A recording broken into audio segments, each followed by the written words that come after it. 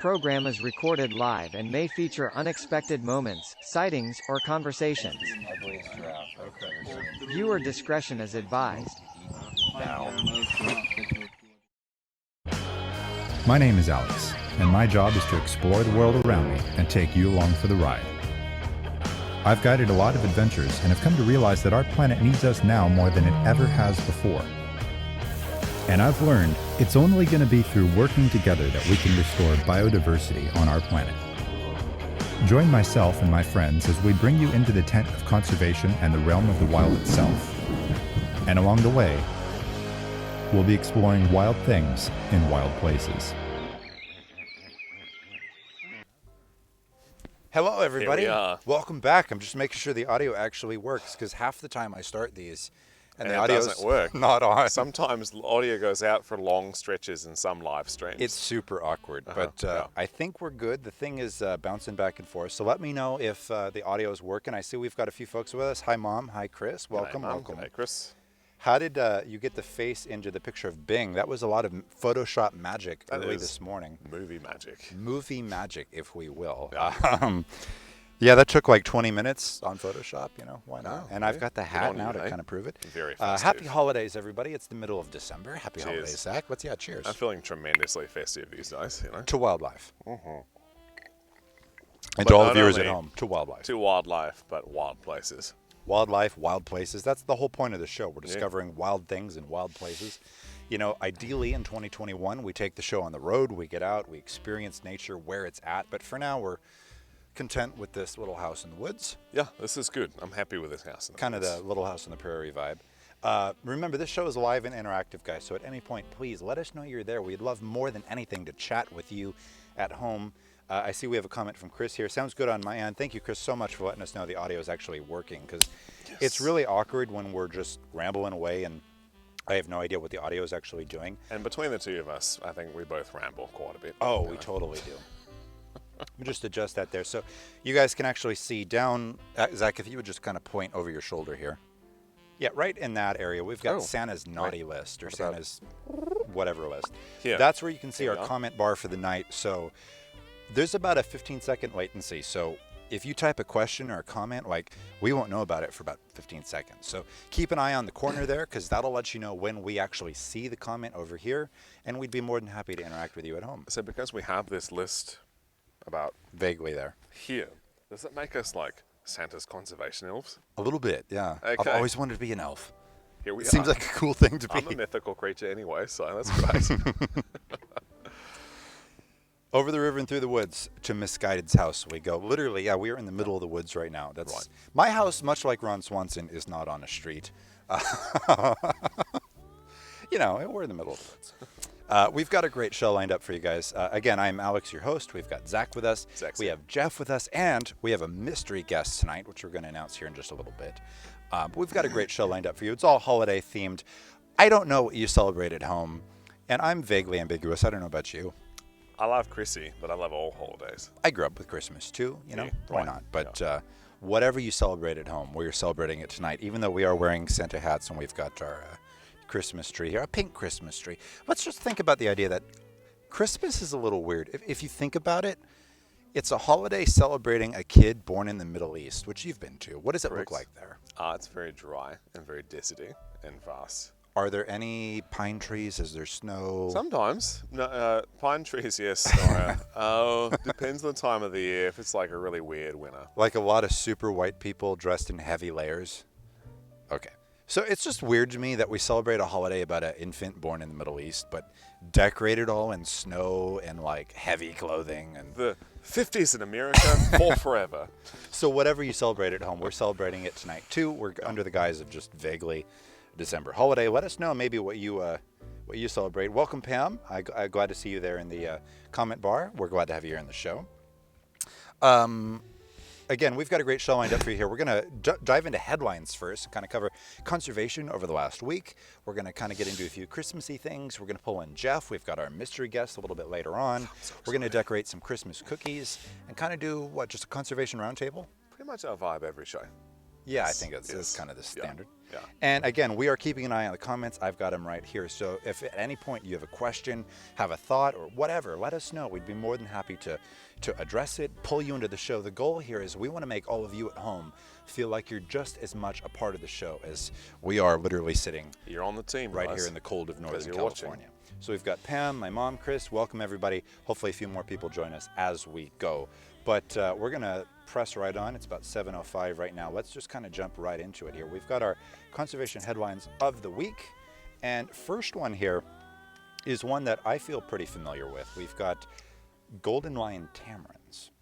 Oh. Now, my first zoo job was at a very tiny zoo in the Central Valley called Mickey Grove Zoo.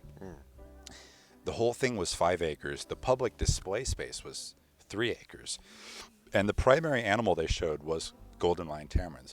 What was the first zoological park you worked at? A very similar place. Yeah? Called the Creature Conservancy.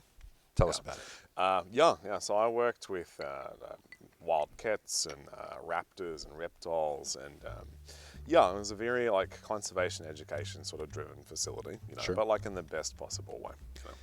Now I can say that the park I was working at was kind of a standard zoo where it was built mid-50s, and then I think originally prided itself on large wildlife, lions, gorillas, polar bears, you name it. And over time... Had gorillas there? They did. What is that? What? Realized that maybe that's not the best choice in a small setting. No, yeah. And I feel like a lot of people that are interested in getting engaged in wildlife or the zoo community or this, that, and the other, look at smaller kind of outfits and operations like that for I guess intern and volunteer type opportunities, which I think is going to be kind of a running theme about what we're talking about. Oh, totally, tonight. totally. Yeah.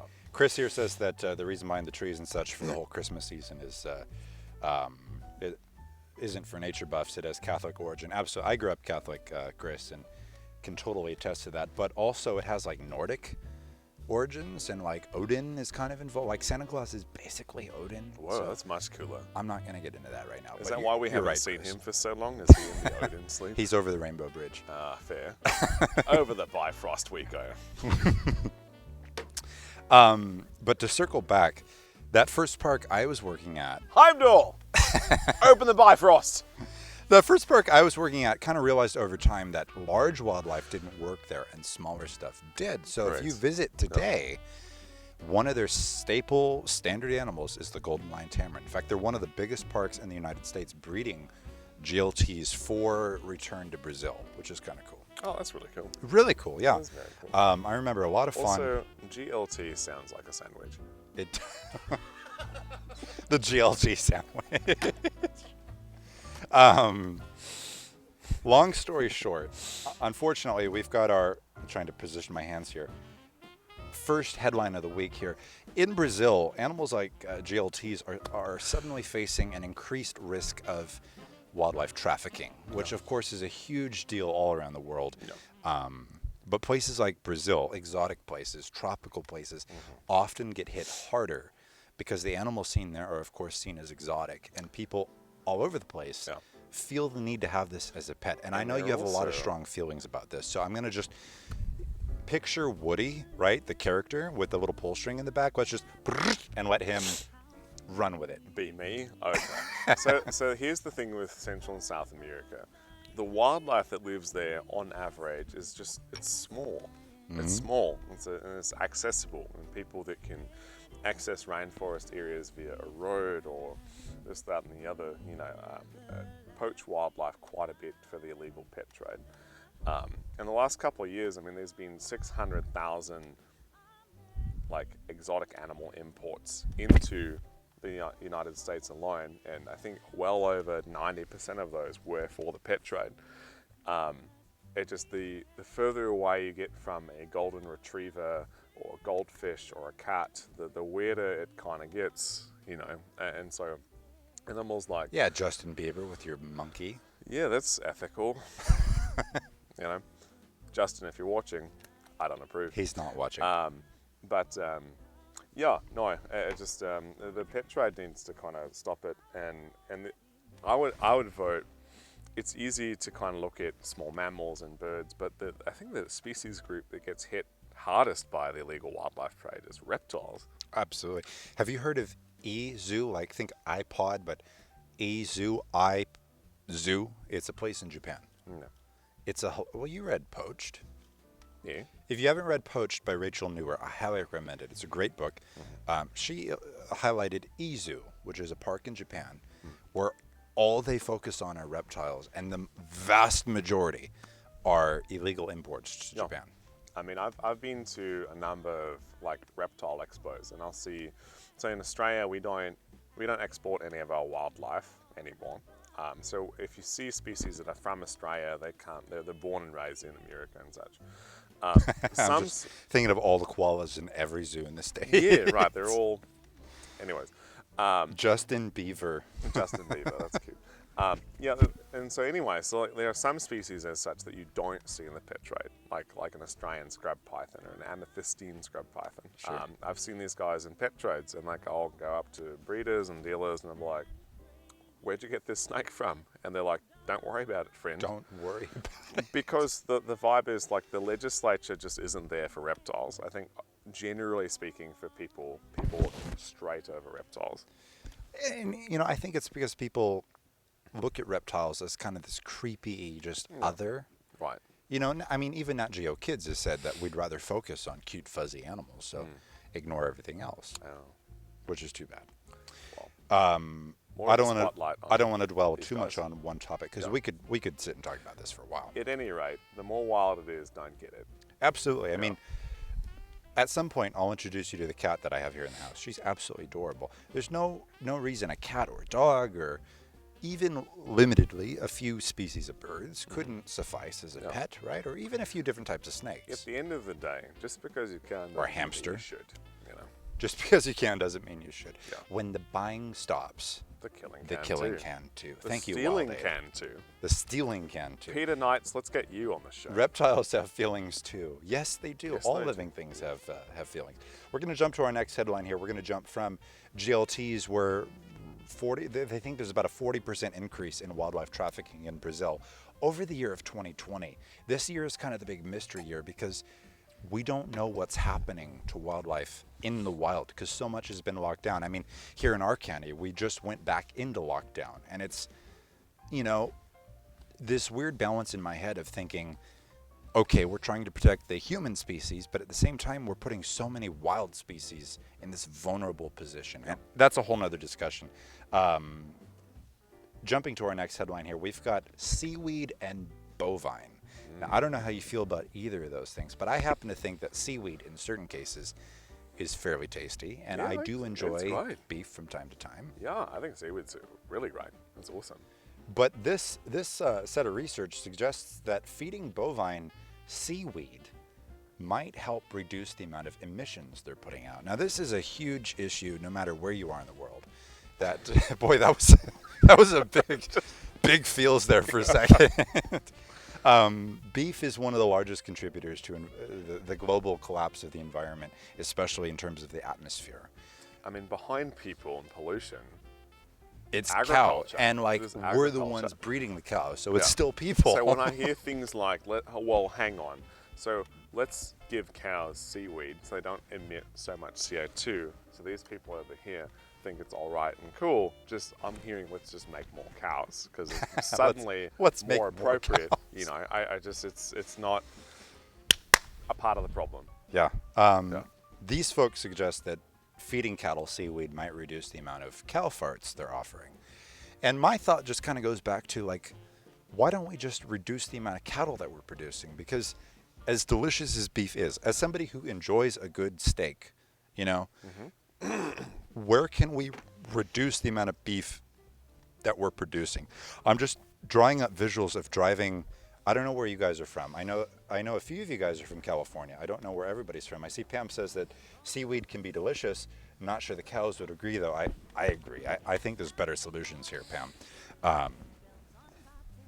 But I'm just envisioning that drive, that if you're from California, you know, driving down I-5 or the 5, as we say here in California, the 5, right? From like Central Valley down the 5, you go past like Bakersfield, and somewhere around there, you pass what we've always called in my family, and pardon me here, Cow Auschwitz. It's a massive ranch called Harris Ranch. I swear, we've called it that since I was a kid. Cow Auschwitz. Remember, right here, okay, so we've got a comment here from my mom. Remember as a kid, you invented the stinky cow cleanup. I did, as like a 10-year-old. I was like, let's come up with something called the SCC, the stinky cow cleanup. You're like that kid in East Africa that dreamed of lion lights. Yes, we will do it. That It is will you, solve the dude. problem. Harris Ranch, Cow Auschwitz, where it's just, you're driving down the 5, and as far as you can see, there's just cattle in like decrepit pens full of dust. And I mean, I'm not a PETA person, but like, I'd be willing to become a PETA person for these cows because I feel bad. Peter just went, Like, we can't even. they don't love this journey for you. Chris says, at just one location, imagine how much are tossed in just one city, let alone the whole of the U.S. Wow. Absolutely, Chris. I guess the greater point here is, I don't know about you, but I don't think the seaweed deal is going to help a lot. Nah. You know what will though? Impossible, mate. Right? I'm hoping here in a few weeks, maybe, I don't know yet, but I'd like to do a review of Impossible Foods, the Impossible Beef specifically, which is a plant-based rendition of beef. And these folks have said, our target shouldn't be the vegetarians or the vegans. We should focus on the carnivores, the people who enjoy beef. Because, like I said, right? I mean, you don't eat a ton of beef, but there's nothing like a good steak, right? Yeah, it's good every once in a while. Yeah. But the thing is, like your friend, what's his name? Which one? Bloody from Nat Geo. David? David. No. Greg. Neil. Oh, yeah. Yeah. Well, it's not Greg. Okay, let's just go with it. At any rate, our friend at Nat Geo says... Niall McCann. Niall McCann, our friend at Nat Geo says, everyone eat a little bit less sausage every week. Yes. It's all about less. Everyone do less. Just a little bit less. Because we lose an area of rainforest the size of Switzerland every year just for cows, and I don't think pristine rainforest is worth losing all that, you know. And then, Chris says, and they won't let you take it home either. It's must and thrown out. Let's see, I'm just trying to reference here what Chris was saying. What is more sad, the waste? You saw this on the way to Disneyland. That's a fair point. We did see that on the way to Disneyland. I smell a further discussion down the road. I was going to say, we'll pull Jeff on. We'll have him as a guest. No. I think it's valid to point out that in the Western world, there's sacrifices we're going to have to learn to make if our goal is to make the planet a wilder and more sustainable place. But that's a whole nother episode in discussion. Which is why I think ostrich will save the world. One of my goals, guys, is I'd love to do a live stream from Ostrich Land, San Luis Obispo. If you haven't heard of it, Google it now, later, I don't care. It's a ranch from the 80s where they thought that ostrich were going to be like the next major meat craze, which they should. Could happen. Can I plug ostrich real quick? Go for it. This is why I think ostrich will save the world. Ostrich tastes just like beef. It is the same. They don't nearly require as many resources as cows. They have heaps of babies. And then it doesn't take a long time for them to grow up, right? You'll have to wait years for a full cow to grow up, right? They don't require nearly as many resources or as much space as cattle do. And they also don't emit emissions like cows do. So you don't need to feed them bloody seaweed. I'm just double checking the comments here. First, welcome, Stephen. Glad to see you on the stream with us. And then Chris pointed out that he was saying how much waste is in the beef industry, or the food industry as a whole. That's absolutely right. But the ostrich industry is this weird niche that's never really been heavily considered. Let's make a point in 2021, once the world is settled down, let's go to Ostrich Land. Yes. Okay? We're going to do a live stream for you guys, the two of us, Harrison Ford kind of persona, and then just Australian man. Hello. Ostrich Land, near San Luis Obispo. It's actually closer to a city called Solvang, where you get to learn all about how cool ostrich are. You can understand well, it's a cool city. It sounds cool. The meat they produce, how sustainable they are, and then the eggs that they can produce. Because the eggs of an ostrich are about that big, and they have a gift shop, which is really fun. And if you go in there, they have eggs signed by celebrities, and one of them is signed by Ray Romano, and he signed, "This place is great. Next time I get married, I'm going to have my wedding here." That was my favorite egg in the gift shop. That's just what I need, an egg signed by Ray Romano. I had this weird rumor that the turkey legs at Disneyland actually aren't turkey, and it's actually emus. No, Is that that's real? false. That's false. Oh, Completely false. sorry. Let's see. Pam says she's not going to get into insects in the near future, though. That's kind of a hit or miss thing. I'd be willing to try some, but like I totally agree with Pam. Like scorpions and stuff, that's kind of weird. But crickets, I could get into that. Witchetty grubs. What? Well, maybe. Cool. We've got a ton of folks with us here in the comments. It's great to see you all here. Yeah. I'm going to throw up our next headline, though. We've got something that really isn't too misunderstood here. We've got a 40% integrity rate for forests, especially rainforests, found globally. Now, if you've seen David Attenborough's recent film, he highlights the fact that since he's been broadcasting since the early 50s, over 50% of the world's rainforests have disappeared, right? Yeah. Combined with that thought that over 50% of the rainforests are gone, now, according to mangabay.com, the scientists who write articles for them, 40% of the remaining less than 50 have high integrity when it comes to biodiversity. Yeah. This is super depressing and not exactly what you want to hear at the holidays, but I mean, a that's lot what of this times show's about. When you're talking about wild areas and wildlife conservation, it's all about protecting what's left.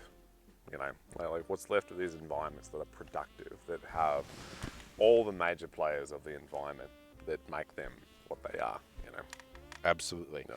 And I think it folds back into what we were just talking about, that rainforests, especially in places like the Amazon, are being cut down to produce larger and larger cattle fields for beef that's specifically supplying 3 countries: China, Russia, and the United States. 3 global superpowers that are all competing for attention and power. Yeah. And it's a shame that we're relying so heavily on places like rainforests for our beef production. When I see in the comments here, we've got folks like Steven saying that insects can be ground up and used as protein powder. Pound for pound, insects are actually way more healthy for you in terms of protein than beef could ever imagine to be. Like witchetty grubs. Like witchetty grub. Which, if you don't know, a witchetty grub is a great big insect larvae from Australia that's about yay big. And when you eat them, it tastes like someone sneezed in your mouth. I'm not going to try it. I don't think Pam will either, because she's been saying that she's not too into the insect thing. But, you know, I'll Everyone's try a got their cricket. thing. We'll go with that. You know, Fair. cricket, I'd eat a fly. Why not? How about we do an episode, Misguided Down Under, and we go to my side of the world? 100%. You betcha. You heard it here first. We're going to do a live stream from Down Under, Australia. an episode of Misguided, where you kind of get the white American, like, what is this, with a local guide. We'll go to his hometown of Toowoomba. Yay. Well, I don't want to go to Toowoomba. I want to go to Toowoomba. We'll go to I also want to go Daintree. to Coburn Pty. Okay, that's very far from there. We've got Allie on the stream with us. She says, less beef, more potatoes. Potatoes are pretty good. That's different. It's in a different vein. It's not quite protein, but it is a starch, which is essential for digestion and human health. Our last headline for you guys here, trying to, in the interest of time, this is actually a positive headline. Yeah? Yeah. You know what I'm going to say, right? China is finally kind of realizing, especially the people of China, maybe the fact that we're so reliant on the wildlife trade, especially for food, isn't a good thing. What? Like, wait, hold on, just time out. The fact that we're all experiencing a global pandemic because of a breakdown in wildlife conservation, because it originated in areas that were reliant on wet markets, like, maybe that's not a good thing? What? I'm going to be honest. The level of, I guess, cognitive dissonance that's happening here is breathtaking. I feel like for decades, our community has been saying, hey, these wet markets, hey, this is going to be a problem. This is going to be a problem. 100%. At some 100%. stage. and then suddenly we all have to wear masks and be 100 feet from each other. The simple fact of it, guys, is there are parts of every part of the world, arguably, because I think this applies to every country in some capacity. Yeah, like, right. for example, to relate to China, the majority of shark fin, and this is from WildAid, wildaid.com if you're doubting it, the majority of shark fin supplied to the shark fin soup trade actually comes from California. Yeah. California, of course, has laws prohibiting shark fin, but there's this huge black market fishing operation that goes on off the coast. In Central America too. Right? Right, and it comes up this side. So it's all related, and we all need to just hit the pause button, which I know is hard because so many of us are out of work, out of income, out of any way of feeling normal. But think about it. Over the last 50 years, I'm talking since, let's just say 1950 on, every major pandemic has started from the same problem. Yeah. Animals as a vector pushing disease into the human markets because they were mishandled, mishunted, and ultimately mistreated. And I'm just kind of hearing Attenborough just screaming in my head just now. And so when you watch his new series, A Life on Earth, at some stage he says, the answer to all of our problems is about rewilding wild space and backing off from wild space on stuff. And so as long as we have healthy environments, then we can kind of go about our life in a better way, you know. And it's really taken me back to, like, you know, manta rays. Amazing animal. I mean, like, end to end, this is like a 25-foot wingspan animal, right? So manta rays are used regularly for medicinal purposes. Historically, they were fished, right? But you have specific interest groups that are going in and industrializing this. Now, this animal maybe has a couple pups every 5 years. So when you're industrially fishing manta rays, like, it's hard for that population to catch up. So, And the majority of manta ray is like just the gills, right? Yeah, the it's whole just the animal's gill harvested rakers. for the gills. yeah, it's which only is the gill absurd. rakers. And I think it's for like lactation issues. Happy holidays. Well, that's not how that works. Anyways, so then you have groups like Sea Legacy going into areas of Indonesia where these animals are fished. Pretty much saying to locals, hey, listen, these animals are so much more valuable just being out in the wild, doing a thing, and allowing you to create operations for people to come here, dive with these animals, and provide a sustainable tourism market for these animals. And so it's reorganizing like things that we're doing for wildlife, you know. Which we're going to get into a little bit later in the stream, the idea of tourism, because later we're going to be actually decorating Christmas cookies and talking about just conservation as a whole and 2020 in review. So I'm glad you're bringing that up early. For those of us at home curious about what we're drinking, because a staple of Misguided is we always have some kind of drink or cocktail that we're enjoying. We're going to pull that up here. This is the recipe that we used for tonight's drink. It's from Londolozi, which is a beautiful game park in South Africa. Just double checking some comments here, kind of following what we're all up to. So we were all kind of following the headlines. I'm glad you're all there for that. But this is our cocktail tonight. We're drinking what we're calling a cough drop. I have gin. You have straight gin. Londolozi is a premier game park, and I'd love to do a live stream from Londolozi someday, but patience, that's what we must have. But I'm just trying to find it.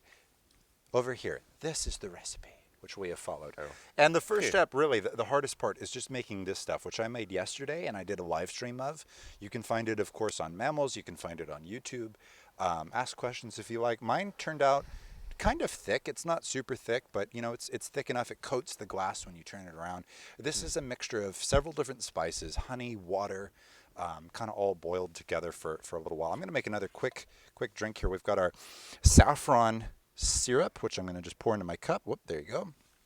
And then it's pretty straightforward. You want to have in your cup a few of the mulling spices that you made your syrup with. I've got some thyme in there just to be fun. Let's see here. We're going to pull up. I'm going with Canada Dry tonight. We've got our club soda. I think we have somebody on the side here who wants a refill. Working hard back there, guys. Let's go here. A little more for Jeff. We've got some of the club soda. You need some of this maple syrup. Need some of our syrup here at home. This is actually pretty good. It tastes a little bit like a cough drop, like a lemon honey cough drop. but in a good way. Mm-hmm. You know, why not? Why not? Fresh sundowner. Here we go. We're gonna dump this in. We got our tonic water, bam, and then the gin we're using tonight is from New Zealand, which is your Kia ora. Kia ora, Kia ora. which means Hello. hello. And quite honestly, this is the perfect perfect holiday drink. It's got this nice mix of comforting spice, warmth to it. It makes you feel good on the inside. We'll give ours back to Jeff here. He's just off camera, running cameras for us actually. Cheers, guys, to you at home. I know that we just kind of hit a lot of heavy thoughts, but part of the point that we drink on the show is the idea that it's not going to be that bad. Just have a drink, sit back, relax. We can think of solutions to these big problems. What we're going to do now is we're going to jump to a quick cut. We're going to jump to commercial, and then when we get back, we're going to do a rendition of "'Twas the Night Before Christmas." We'll see you real soon.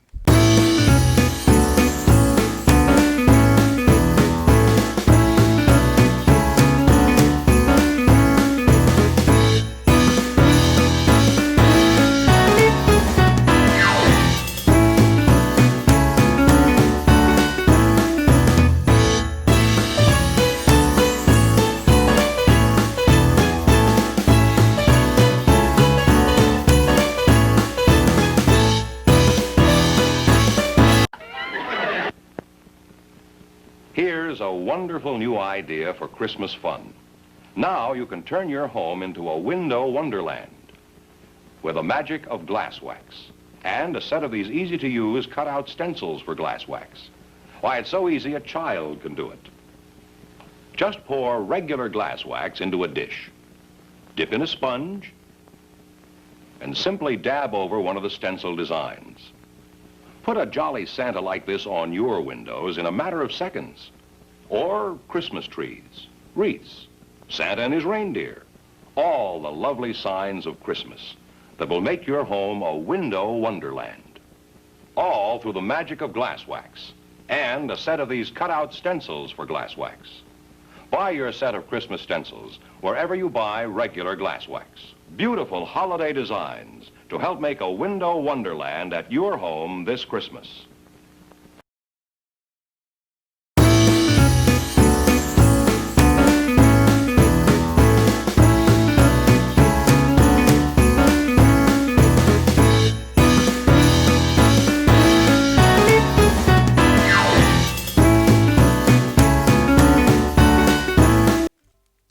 Welcome back, everybody. I have no idea what glass wax is. I'm just making sure my audio is working here. Making sure Zach's is off. I think we're good back there.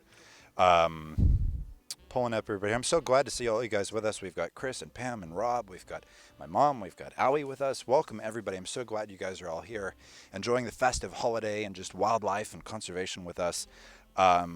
Liquid glass wax. I don't know. That's like a thing.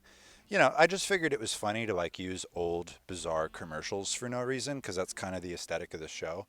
So I don't really know, but I'm glad you guys noticed. Hopefully you have some fun with it there. We've got Alec with us too. Welcome, welcome. Glad to have you all here.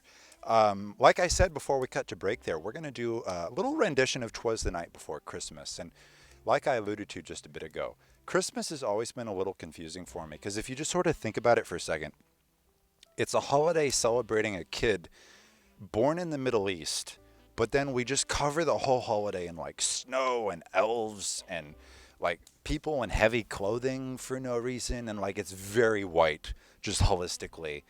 And it's always been weird, like why? Like gingerbread, what is that? Like why don't we eat Middle Eastern food for Christmas?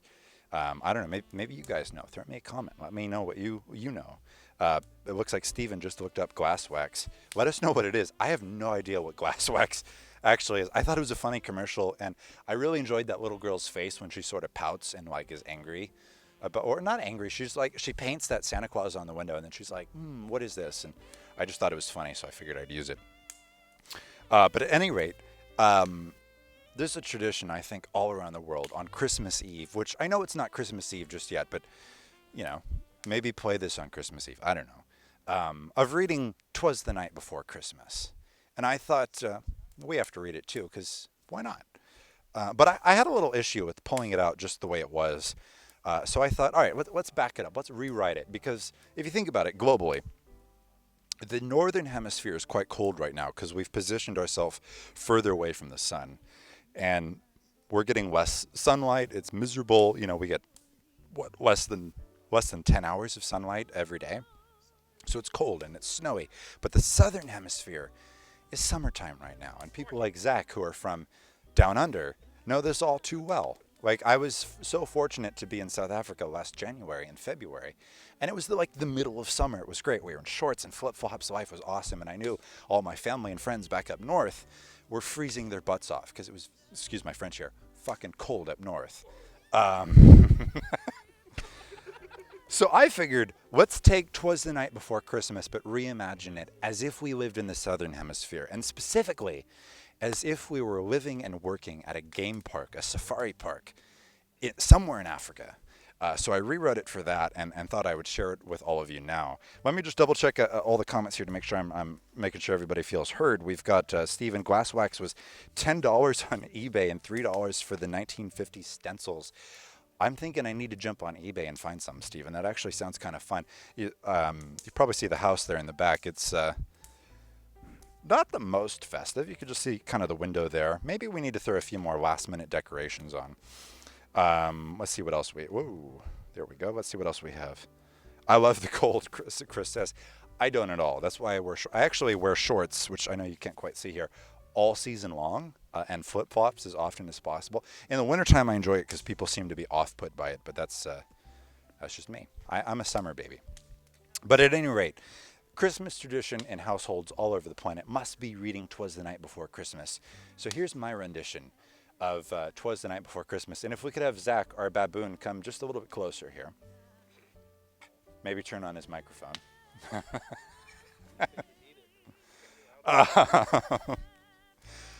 Zach is going to play our baboon here in this particular rendition. But here's 'Twas the Night Before Christmas, as if we were living and working at a safari park somewhere in the middle of Africa.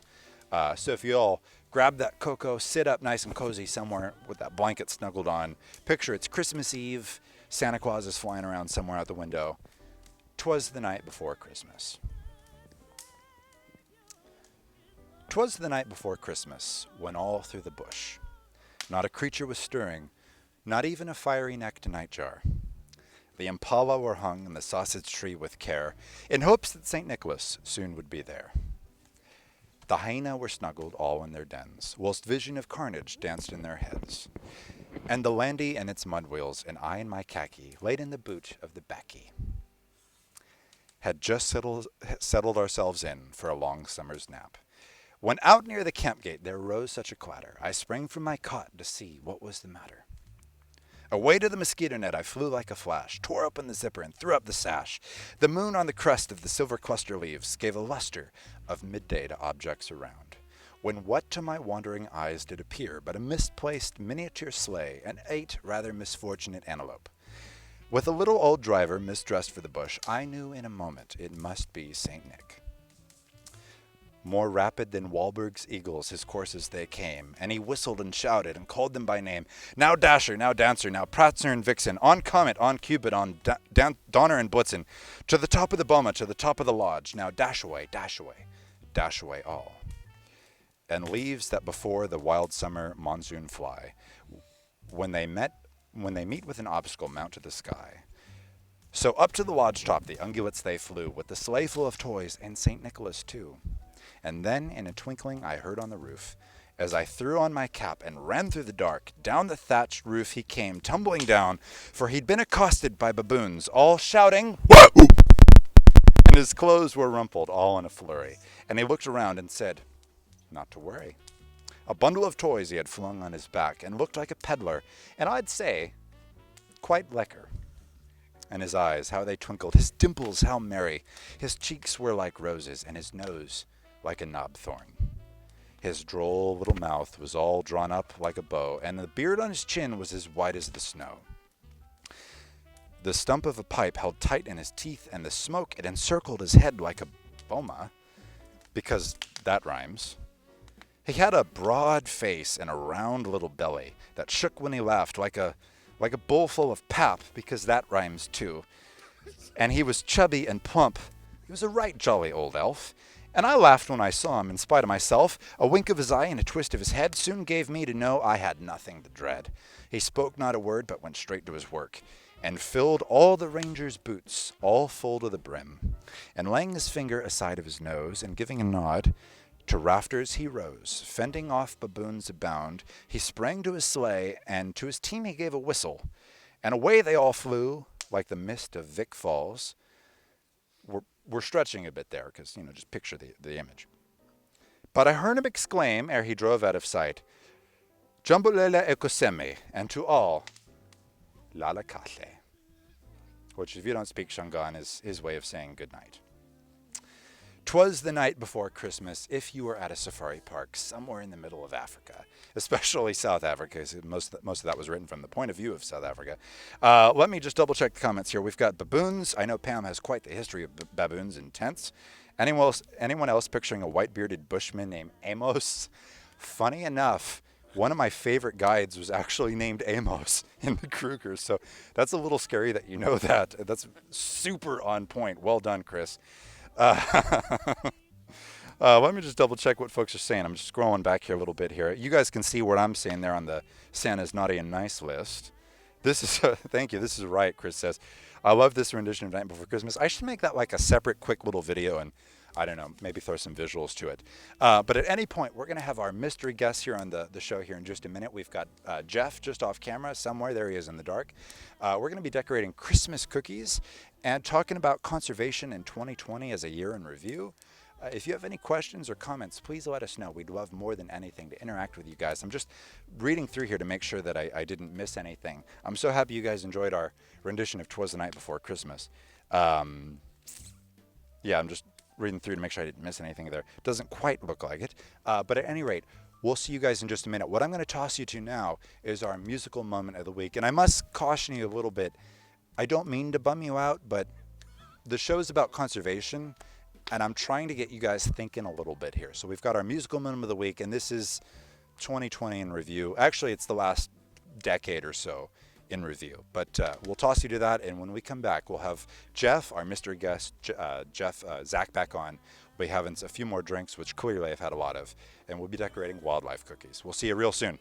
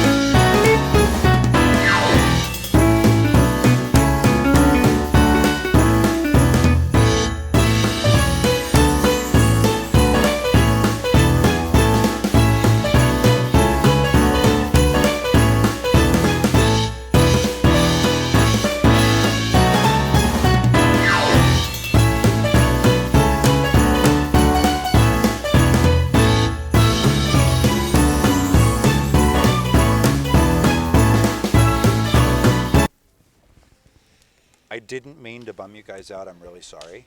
But I figured it was, like, Okay, it bothers me that at the Academy Awards every year, we do the in memoriam for actors. Right. But we don't do anything similar for species we've lost. We need an Academy Awards for conservation. We do, like Yes. a highly publicized event for wildlife conservation, where we get to highlight things that are going well, things that are going weird, species we've lost, things Yeah. like that. So that, I didn't mean to bum you guys out, but that was Fair. kind of, I'm sorry, but like these are some species we've lost over the last roughly decade. And if you're over the age of 10, those are species that went extinct in your lifetime. So I'm very sorry, but that's just the matter of fact. And the positive fact here is, if we think about it, like I've said before on the stream, think of the state flag of California with that grizzly bear, which is weird because we killed all the grizzly bears in California. Right. We have the power to change this, but it's up to all of you and us here Yeah. to make that change. Yeah. When I see things like this, it just fires me up more, you know. It looks like Stephen's going to take off, but thanks, Stephen, for joining us. We're Stay so glad safe. you could hang out for a little bit. We've got, right, Chris? I'm so happy that mammals is a thing because it helps us with this mission and helps us broadcast these messages. And I also noticed on an earlier comment, Chris, that you'd pointed out, I greatly appreciate your comment saying that it looks like a lot of effort goes into these streams, but it's fun because actually it doesn't take a whole lot to put these together. I kind of just come up with these weird harebrained ideas and throw them into a thing real quick. Yeah. I don't know. For me, this is just how my brain works, and I just think in terms of how would I put a stream together? How would I put a video together? So I'm glad it at least looks okay on your part. But Yeah. more importantly, take a sip. This may or may not be the best live streaming thing you've seen tonight. No, by far. This is a okay stream. You know, other streams maybe feature like a lot of green screen that's super heavy and And like this old people it's like feeding giraffes. Nobody wants that because the early 2000 called. They want their technology back. It's fine. Yeah. But at any rate, we've got a bunch of absolutely delicious wildlife cookies here. Like, look at this giraffe that my beautiful wife put together for us. Oh, look. We're going to pull, let's get Jeff on from the dark. Jeff, come right up here for us. Join us from dark. Everybody, you remember Jeff. We've got Jeff. And we've got a, here, let me just borrow I yours. just Yeah. want to say, I was promised a blanket or a towel, and now I'm sitting in wet grass. Hey, don't worry about it. Okay. Microphone in the That it is. Hopefully you can hear me. They can hear. Can you hear Jeff? Oh, thanks. Yeah. There's my towel. He's got a towel. My butt's already wet, but you know, it's fine. Hi, guys. Hi, Alex. How you doing? Jeff. I'm great. How are you? Oh, I'm so good. Glad to be here. You enjoying your cough drop? There it is. Cough drop. Hey. So happy that you came out of the dark to join us. Yeah. Shikaka. Cheers. Cheers. Shikaka. Shikaka. Where's your drink? All right. Cheers. There it is. And everybody back at home. One of my goals is I want all of you at home to feel like you're just as much a part of the Misguided community as all of us are, and I'm just simply supposed to be your guide, narrating you through adventures and concepts, that kind of idea. But I want all of you at home to feel like you're part of the show, and we've got I'd say one of our biggest fans just off I screen think here. the biggest fan. The biggest fan. He's been on Yeah. basically every show we've ever produced. He happens to be a friend of ours. I want to introduce everybody at home to Brian. Yay! It is Brian. Handing me gin. Amazing. You're here. Welcome, welcome, welcome. Hopefully you can hear everybody. I know probably, let me move. I don't know if this, I think, this is where our audio is coming from vaguely. So hopefully we're all good. Was that an Ace Ventura reference? Probably, because we use a lot of those. Like a glove. Like a glove. Warm. There's a million we could do. We've got a ton of, look at the little elephant. We've got a giraffe here. What is this here? We've got What a is flamingo. this? Oh, this is what. Oh. Oh, that's a lion. That's an A-roll animal, Jeff. Is It's it? not a lion. I That's don't an even A-roll know. animal. Oh, okay. It's I get another it. I A-roll got it. animal. It's called a crocodile. What? Crocodile. What is? What? A crocodile, Crocodile. which is not a Slower? species. It's Slower? not a species of antelope. It's called a crocodile. Okay. All right. So, but it's a bovid. No. So again, everybody, I'd love to introduce you to Brian. Brian, do you want to, I don't know, let's grab this so that they can hear you better. Tell us anything about yourself, or what's your interest in wildlife? I just, would like to get into the field. I don't know really much about the path I'm going to take for that, but it's something I'm looking into, and hopefully I can get some experience and get into the field and help everyone out. Totally, totally. And I thought, what a great opportunity for all of us to kind of sit and do just a round table. And we're going to decorate Christmas cookies that happen to be in the shape of wildlife and chat to Brian about the idea that his goal is to get into wildlife as a career. And I don't know what your vision is, working at a zoo, working for an NGO, working in wildlife media, whatever your goal is. I'm sure folks at home have a similar goal. So I thought we would just kind of casually sit and chat about it and think about 2020 in review, because this has been such a rough year for conservation. And Brian is such a good example. I think you represent so well somebody who was unaware of what was going on in conservation and then made aware through your own actions, through maybe people intervening, and you made that conscious decision to say, I want to be part of the solution. And that's really cool. Yeah. Exactly, really cool. 100%. Everyone doing their little bit. But the greatest challenge you face is 2020. Exactly, yeah. As so many of you at home are facing. I'm just double checking the comments. Pam with the flamingo cookie. We've got Ali saying, hey, yay, Brian. Yay, Brian! Yay, Brian! Hi, wife. Yay, Brian. Yes. Hi, wife. Hi, wife. Chris says, just dive right into it, Brian. That's what I'm doing with nature photography and video in general. And I'm not 100% sure what it'll take me, but he's just going for it. And I think the same would apply to you. Yeah. There's no wrong step when it comes to pursuing wildlife conservation. So For sure. what we're going to try to do now is we've got, typically about, 20 minutes? Well, we usually do, an hour and 15 minutes? We can do 5 hours. We're going to do as long as we need. That's the point for you guys at home. We'll Some be of here you are till like, 6 a.m. oh my goodness, this is going to go for how long? This is going to be a conservation filibuster. But grab a drink, get cozy. If you have some cookies at home to decorate, go for it. We've got some beautiful different frostings and creams here that we're going to use to decorate these cookies. My beautiful wife, Rachel, which we'll, I should do a whole stream where she and Rachel, I you're amazing. do Thank our you thing. for She's doing over there this. behind the Yeah. fire, just off screen. Rachel! She absolutely Rolling loves the baking, fire. so she's baked all these beautiful cookies for us. We're going to decorate cookies. Let's just talk about conservation and think about how could people like Brian get more into it. And I'm going to keep an eye on the chat. We'll bring all of you into it. Just double checking. We've got Chris with, they always feel too short, to be honest. We've got If we're decorating. we Pam, crocodile cookie. Can I have some Where's room? the crocodile cookie? I didn't see It's it. right there. Oh my God, I didn't even see this. You have a crocodile cookie maker? I know. I saw it immediately. This is all you. Yes. I'm going to go This with, one's just for me. where'd the Is it a Enlovo croc go? Or is it an alligator? How It's can you tell? it's very visibly a us. crocodile. Tell well, us. it depends on what crocodile and what alligator. Explain Because to the viewers. listen, Zach. friends. So a lot of people, I've spoken to people that ask me things like, "What's the difference between a crocodile and an alligator?" And I say, "Well, The spelling? and no, I say It's more than that. the everything." The everything. The everything. I mean, there's 28 species of crocodilians as a group. I mean, you've got caiman, alligators, gharial, crocodiles, geographics, I mean, like you only see alligators in North America and Asia and other areas and such. And so, yeah, they're very diverse. It's hard to kind of just go like, well, what's the difference between one for the other? They're just, we can do a whole crocodilian episode if you guys want to. That's just fun. Tall cow. I'm only going to decorate the carnivore cookies. I started with an elephant. Okay, Picked a cookie, that's fair. and I got the one ungulate that's in here. That's okay. The giraffe. Well, there's a couple ungulates in here, Brino. Well, you've got Jeff. That's your name. Oh wait, hang on, Jeff. There's four there you people go. here. There's It's a confusing. goat, Jeff. So I think we should ask Brian. At any rate, sorry, What is- we digress. This is a weird question because it's so broad. But No. what is your favorite animal? I have commented it before on the stream, off camera. Alex, A you don't rhino. remember his favorite animal? I don't. I'm sorry. Oh, it's a rhino. That's right. Yeah. Because tell them you have an adopted rhino. Thank you to Allie. Yeah. So I recently, just before Alex got married this year. Thank you.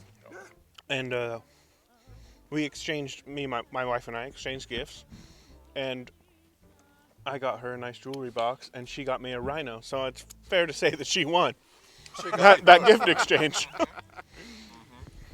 Excellent. Most definitely. What kind of rhino? Oh no. I don't remember. His name is Apollo. It's a white rhino. Okay. He's a white rhino. I've seen him. He's a white rhino. Yes. All I know It is was this. at Sheldick Wildlife Trust. Sheldick, yeah. Yeah, that's a great organization. You've heard of them, right? They're in, double checking the Kenya? comments here. We've got Chris with. Yeah. He's been dealing with a lot of red tape to get started. He's going to go on a project where he's going to kind of travel across the United States. He's got a motorhome all set up. Do it.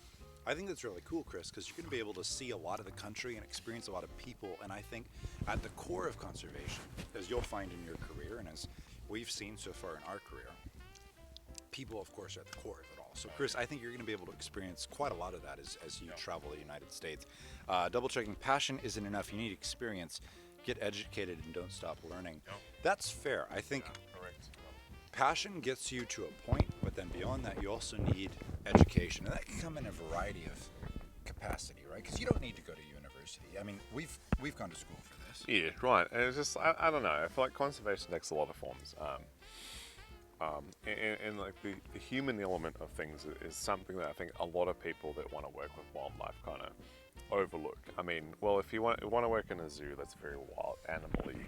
But from like an NGO perspective and like working out in the wild with things, I mean, so I work in carnivore conservation, and so when I talk to people about what I do, a lot of people are like, well, you're just like out in the woods, just like rolling around with leopards and stuff in the trees. And I'm like, nah. I mean, most of the time I'm setting cameras and yelling at farmers. You know, it's like a lot of like engaging with people. And that's really at the core of it. And Correct. we've seen, certainly, and you've seen, in the zoo community, which prides itself so heavily on its quote-unquote conservation value, there's a heavy divide between keeping and educating. And ultimately, it's dealing with people that's where a lot of the real connectivity is going to happen. And that's what you're interested in, right? Yeah. 100%. Yeah, dealing with people and creating those engagements that are going to last a lifetime. That's super important. And Jeff has seen both sides of this, right? I have. Yes. Tell us, Jeffrey. I zoned out for a second because I'm really adamant about giving this giraffe spots. But, what? Ali says it's a black rhino. I was wrong. Sorry. Oh. I'm sorry. She would That's know. all right. She's the She one would who know. She's did the it. one that That's set all it right. up. She gets the emails. Thank you, Ali. I'm absolutely sorry. I saw a photo of it, and I'm trying to remember. Black rhino. Dipceros bicornis, if we're getting into the scientific. Anyway, Jeff, you were saying. Jeff has experienced both sides. He's been a zookeeper. He's decorating the giraffe, very detailed. He's the only one doing any decorating. We're just eating. I decorated. Look, I decorated. Look, it's There you it's go. decorated. Jeff has seen both sides. He's been on the zookeeping side, and he's been on the education side. Talk about that. What have both sides kind of shown you? You know, zoos have their purpose, but they're I feel like limited, you know, and can only do so much. And you're not just saying that because I'm here. No. And, You know. And you aren't just saying that because I'm here too. Well, You aren't just saying that because we're both here. Hold on here. We've got a great comment. Ali just said she doesn't know the difference. She checks the emails. That's absolutely great. But just quick timeout. The difference is everything. yeah. Because if we get into the science of it, Dipceros bicornis is a genus and species, and Ceratotherium simum is another species. That would be the white rhino. But really, if we back up to the simple origins of it, None of the rhinos belong to the same genus. no, they're all crazy. But visually, white people showed up in Africa and were like, this one looks weird and that one looks weird. So they said about the white rhino, it looks like it has a big flat face, so they called it the Vide rhino. And that name has been interpreted to be white rhino because the original name was a Vide, meaning wide-mouthed rhino. Right, and the British misinterpreted for Vide Sorry, for any white. Commonwealth watchers. Like you. I apologize on Jeff's behalf. That's fine. Don't worry about it. And the other one just became the black rhino because the other one was the white rhino. So it's really also the only actually difference darker in is the complexion, but that's face, fine, but the don't worry white rhino happens to be just a little bit larger. The males are about 5,000 or 6,000 pounds, where black rhino males are about Jeff, 4,000 can you or do us all a 5,000 favour real pounds. quick? Can you put your giraffe to the camera? This is Oh yeah, Jeff, please show us. This is the best I could do. So giraffe. with the tools that I have. Jeff has gone ahead and made a giraffe with acne. Yeah. Yeah. I mean, That's what giraffes look like, right? I'm learning so much. Zach, can you tell me what kind of giraffe this is? Hey, Giraffe. you just did this live. Giraffe. Giraffe. The answer to that was Is- one. Is the Yeah. Because is you the said that there were giraffe. 9 different types across Africa. The answer is one, Yeah, it's one species. with variants. Yes. Kind of like Yeah. people, you know. Yeah. Exactly. What about the one-horn rhino in India? That's a whole different thing. Yeah. Pam, that's an absolutely great point and question to bring up. The one-horn rhino in India is like, why can't I remember the Latin name of that right now? Well, not that it ever remembers. That's just something fun to pull out. Yeah. Do you remember? Yeah, it's top of my head. unicornus. Right? But I think it's rhinoceros unicornus. Is it? I didn't I think it think was so. that easy. Yeah, it is very easy. Yeah. So to backpedal, you can point this out better than I can. Rhinos as a group are all in different genuses and species, but common ancestor? Question mark. You're looking at like horses and a friend in Central South America called a tapir. Now, early rhinos, I'm talking like the first animals that we would describe as rhinos that showed up, I'd go 53 million years ago. They looked like little kind of armored horses. Like when I say little, I mean like this tall by like 2-3 meters big. And we're kind of looking at remnants of that, I guess, biologic group, you know. But of all the rhinos, the one that really gets me is a Sumatran rhino. I mean, like, what's not to love about a 1,000-pound orangutan hairy rhino that also sings and clicks like a dolphin? You know, I mean, like, they're really, really cool. And you guys at home, Chris says beautiful giraffe, by the way. Sumatran rhinos, he needs bloody like Bengay on his face or something. Sumatran rhino conservation is really fascinating. Hop on Monga Bay, Google it, look into it. It's really, really cool. I remember a safari where I had a Russian guy with me. And We slow down. we were looking at rhinos, and the guy was like, "It is related to pig." And I was like, What? "Not really, but I feel like you're gonna hurt me, so Okay. maybe, sure. Let's say it's like MythBusters. It's plausible." That was scary. Do you remember what the Russian man said to you? Was it in Russian or was it in English? It was in English, but he was like, "It's related to pig," and he like argued with me for Right. a good while about it, and I was like, kind of like. Because you obviously don't know what you're talking about. Look at that guy. He's in a Santa hat. What do I know? Yeah. And I told him like He's wearing shorts in December. zebra socks. Like a little bit they're related, but that's also debated now. There's some question marks around that, but also like, please don't hurt me. So technically, guys, like we all have a common ancestor with a banana. And when we say common ancestor, I mean separate by like millions of years. So quick pause. We've got a great Comment from Pam. She says, I thought they were all pachyderms. And that's not actually a specific group of animals. That Pachyderm, literally translated, means thick-skinned. Yeah. And you could argue many different animals are pachyderms. Elephants, pigs, in some cases, humans. Think Donald Trump. Right? The list goes on and on and on. Was this a McDonald's advert?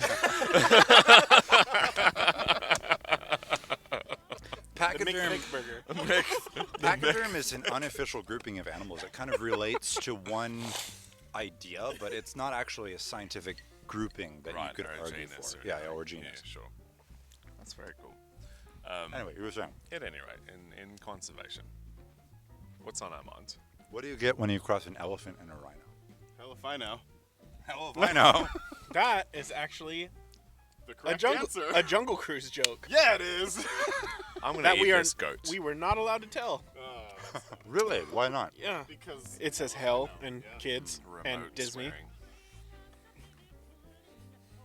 Chris says, was that a Coburn? Absolutely, Chris. oh my god. I need to figure out how to brand that. That was a hashtag Coburn.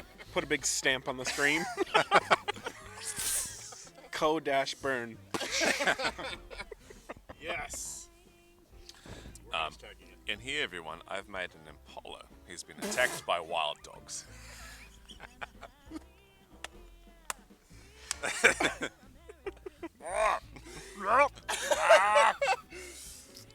I'm learning so much today. Brian, welcome. So I think we jumped the gun there. We were talking about Jeff, and you've seen both sides. You've been a zookeeper and educator when it comes to zoos. And we've got Brian, who's interested in getting into that career field, right? So you've seen both sides.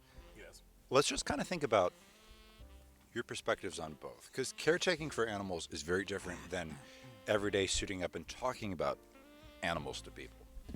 Yeah, I mean, the zookeeper field is just taking care of these wild animals. It doesn't always necessarily mean educating people about these wild animals, so that's where kind of we come into play. I also feel like it depends on a private facility versus a public facility, you know. Like one that only focuses on goats.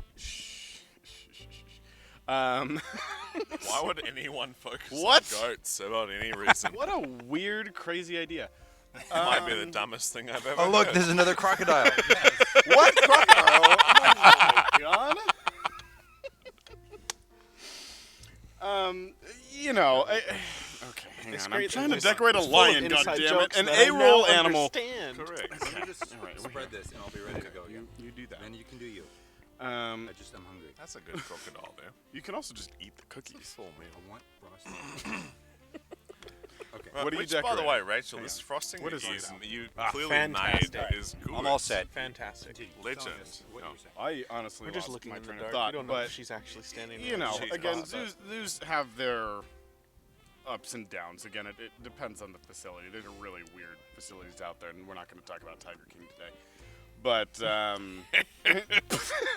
Wait, Is it a fair question? Bitch, Carol Baskin. Should you have to wear a shirt not made of leather when you go to work at a zoo? I'm going to eat this goat.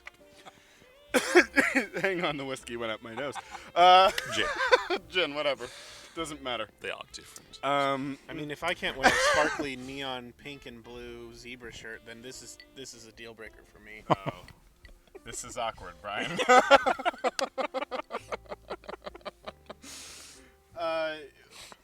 But going to the wild and immersing yourself in it is so different and so much better. Is that a Alright. word I should use? Better is a good Better. word. Okay, good. Well, that's what I'm sticking with because it is. You know, we all went to Africa. Great. And it was amazing. That was before you had a top knot. That was before I had a top knot. We don't mind that. Just But we ignore love, it. but we loved Jeff before and after the top knot. And you still love me. Yes. So Now- having seen both sides of that, and maybe you were going to say some more thing. I didn't mean to cut you off. Oh, I was just going to say, you know, as when you are looking at zoos from a real proper conservation perspective, like I live in the NGO world, and like a good chunk of our money comes from the funds that zoos make, which is great, and it funds like conservation out in the field. That's where that lives, you know, like. So when you are feeding animals in a zoo isn't conservation, but what is conservation is animals in a zoo. educating people about these animals and where they're from, and illustrating to people that, you know, these animals come from really like real places you can go to, and those places actually influence what you are doing day to day, even if it's in a very far-flung kind of butterfly effect kind of way, you know. That's important. But when we're talking about genuinely being relevant and impacting wild space, I mean, that's like boots on the ground, physical. You're doing science and you're doing conservation out there. Science! I'm going to eat this goat. And it's a shame because I felt like before we went to Africa, I mean, you'd certainly fallen into the trap of so many folks that work in the zoo. Like, I'd be keen to get a percentage, in the United States at least, of people that work in a zoo who have never been to see the animals they work with. And is it because money is an issue? Is it because interest is an issue? I don't really know. It's got me interest. But I can say, because we've seen this, No. that No.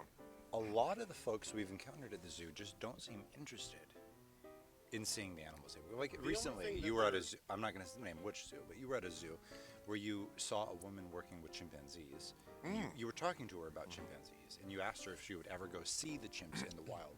And she said no, because it was far too dangerous. Right. And I don't know what you guys feel at home. I'm keeping an eye on the comments here. The last I see is Chris with no Tiger King, please, and I absolutely agree. What do you guys feel?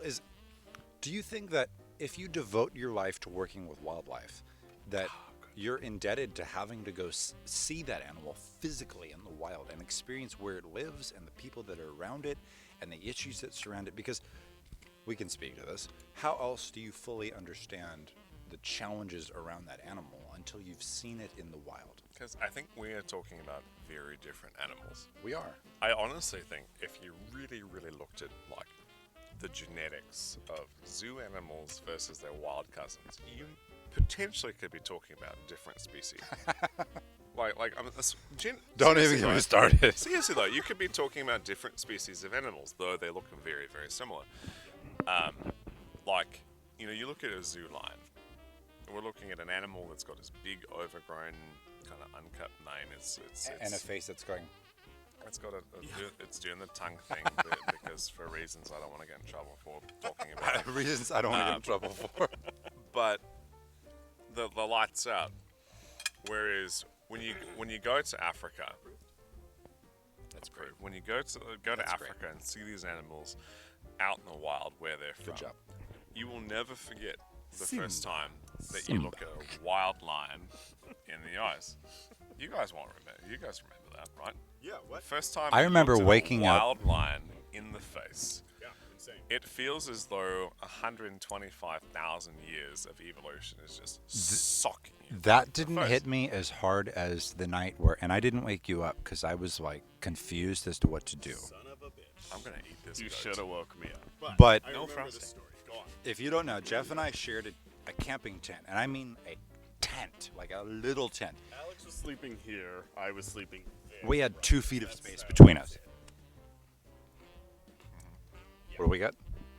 Those are comments. Oh, yeah, I'm just double checking the comments. What kind of cookie is Zach eating now? What were you eating? A goat. A goat. He's eating a goat. So, Sort of goat. so I've been sorting through this entire dish of assorted animals. I'm only eating the goats. I thought you were going to only eat... At least you're consistent. Carnivores. Yeah, the carnivores, the A-list animals. Also, just quick reference. We shared a tent, and I woke up at, 2 in the morning. And for me to, not kidding, where the house is here, there was a full-grown adult male lion. What do we have? He would like the. Oh, you want the gin? Yes. The gin is from New Zealand. Zach, Do you want the Yoda. syrup and everything? Here, welcome my to it. mom and dad always said to me, use your words. Use your words. Use your words. This lion was like as close as the house is, and I saw him through the mesh of the tent. It was absolutely incredible. Let's just double check the comments. Zach was eating a goat because he's only apparently eating the B-list animals of this particular platter, which my B-roll. wife has so B-roll. kindly put together. If we're talking list, that's easier. E-list. Nice. animal. They like your lion. That was a great lion. I ate all the goats. Do the goats taste different?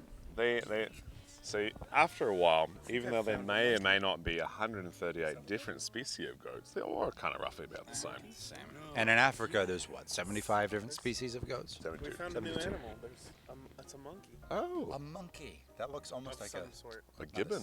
gibbon. Well, he has a tail. Or a Actually, sea hold on. monk. Let me borrow this. Hold him. Oh. Now it's a gibbon. Ah, good. You're giving me less cookie now. I can hear it now. Just Gave me the Zoidberg. So the Three Stooges of lesser apes. Monkey. the lesser apes. Yes. At any rate, I think. What about that lion? Well, I was saying he was about as close as the house. He was like really close, Yeah. and I was just mesmerized by this cat. Because when we first saw lions in Good. Kruger, I wasn't hit quite as hard because we were in a car and it's just different. But when you're like on foot with mesh between you and a cat presents itself with nothing but moonlight, And not just like a cat, like a 450 pound to 500 like pound a cat. male, big like a male, cat. like a lion. and it just stares at you in the moonlight, and it like visibly connects with you for a second, and you're like, oh my god, we're seeing each other. Zach and I had a similar experience with a hyena. The hyena. Hyena. The hyena. Hyena. Like Stewart. Yeah. Yeah. I mean, these animals, regardless if we're talking lions or hyenas or hyena or elephants or like a bloody a pugnacious Reminds ant me of the that's kind barrel of like of all over monkeys. the ground. Okay. Chris says it reminds me of the barrel of monkeys. Let's see if I can find several and connect them. But Here's a challenge. seeing that a animals in the flamingo? wild is There's one. Yeah. that's where it's at. Yes. Because like the thing about the wild is like these types of environments, I mean, the most insane, unimaginable things happen out there. Here's one. More insane than these people finding cookie monkeys out of a bowl. Look at this Oh, goat. look at that. What is this? There you go. Oh, it's A a lion. Barrel of monkeys. A leon. Ta-da. Ingala. Gala, yes. That's not bad. I think to try to summarize, because we're coming close to time here. Boy, time certainly What? goes fast, right? We That's just been got here. an I say hour- that every time, but an like hour and 20 minutes. we old. I Just have got more here. goats to eat. To try to think of everything and wrap it up for all the viewers at home. I'm so happy you guys have all been commenting and participating and enjoying the conversation with us. Really means a lot to us. I think it's a lot more fun when you guys are part of the show and feel like you're here. It's just it means a lot to know that you guys are at home and part of our show, part of our world for just a little bit here. Hopefully we can return the favor at some point in the future. Reading the comments here, we've got goats are very intelligent and curious animals. Who said that? Not those girls. Not gonna say, but my mom. Oh. Yes, they are very They're intelligent. all as smart as they need to be. Oh. That's fair. That's how I. They're as smart as they need to be. Yeah.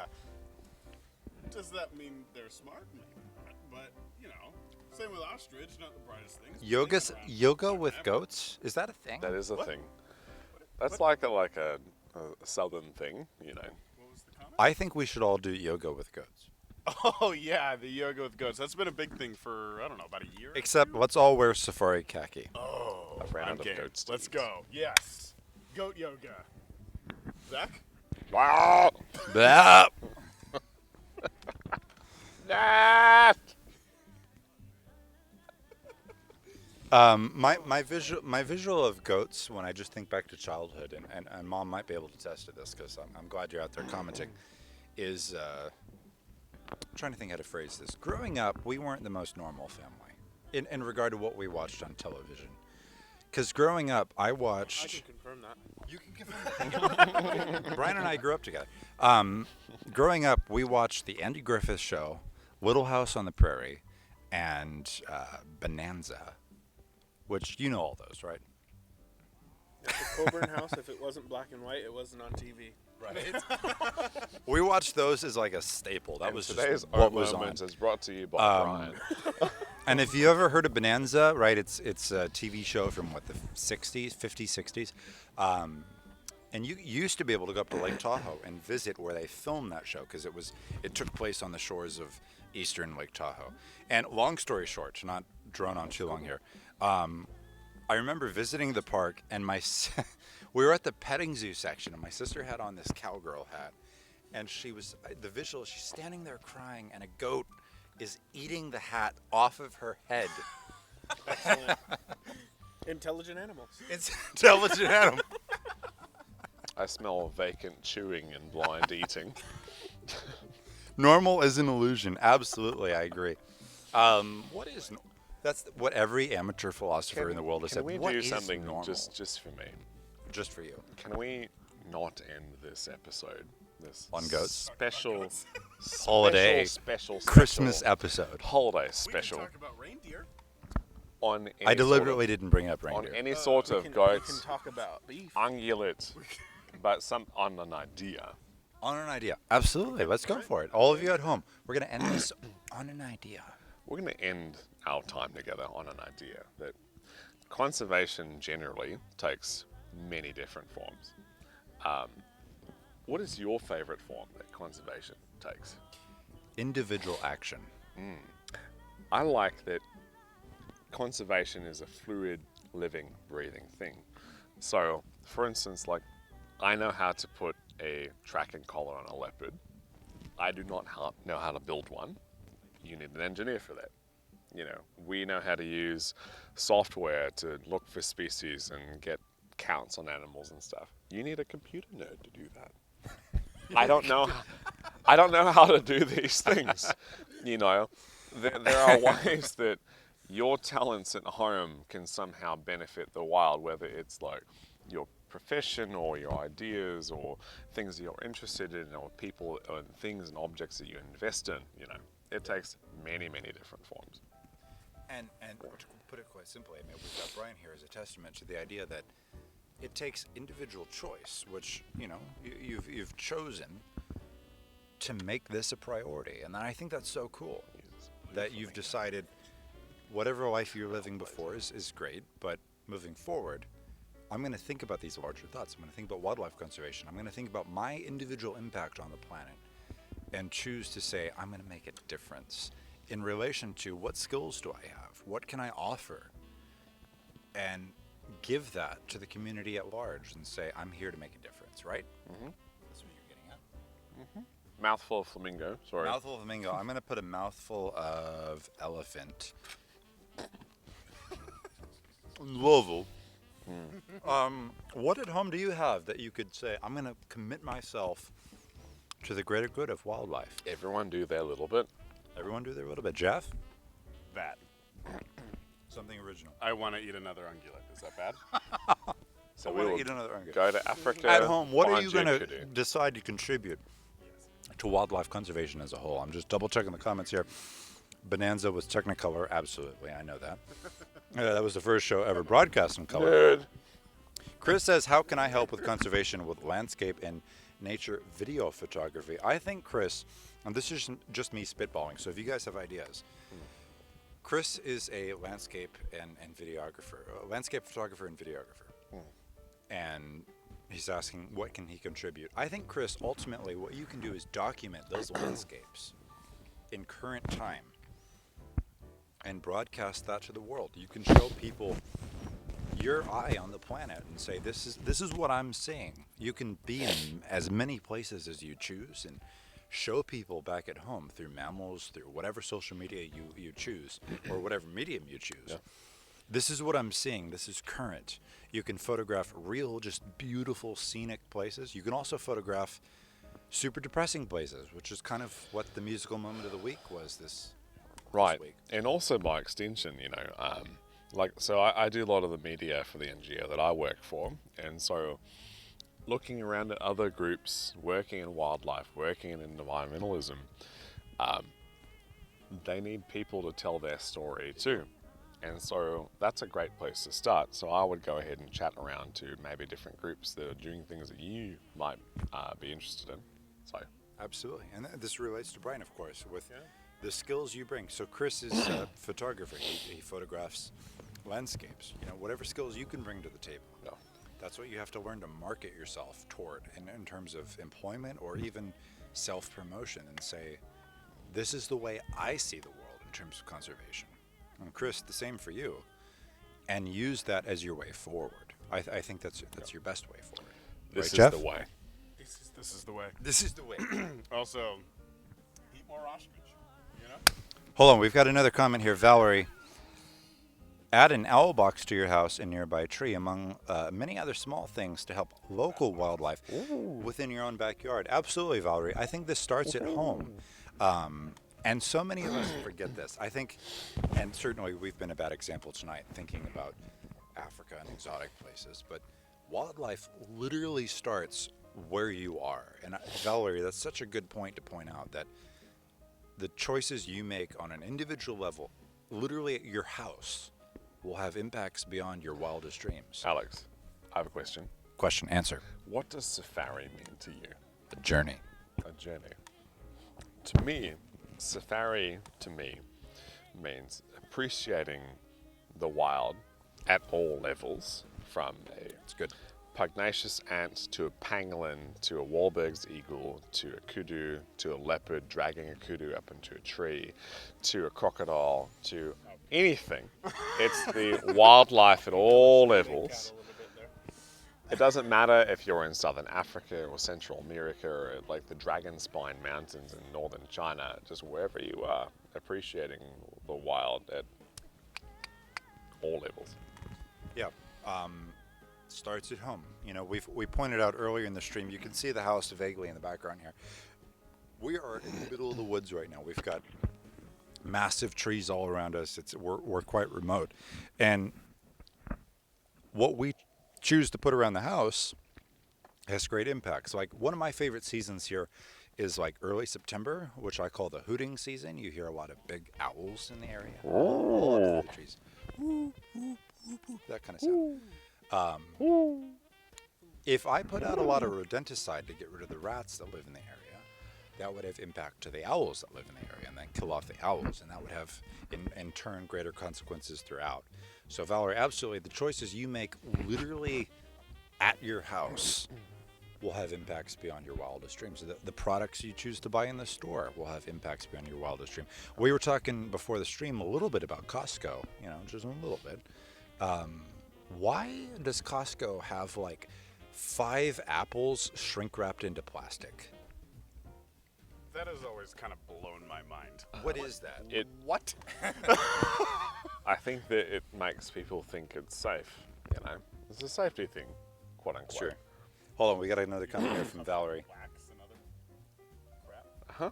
And poison. She's, don't get me wrong, I live in California, but also work extremely hard to protect the trafficked and poached animals anywhere, but especially Africa too. Valerie, that's Right. our whole thing. I mean, I live for Africa, you live for Africa. I'm hoping all 4 of us can eventually start broadcasting this show from Africa. How cool would that be?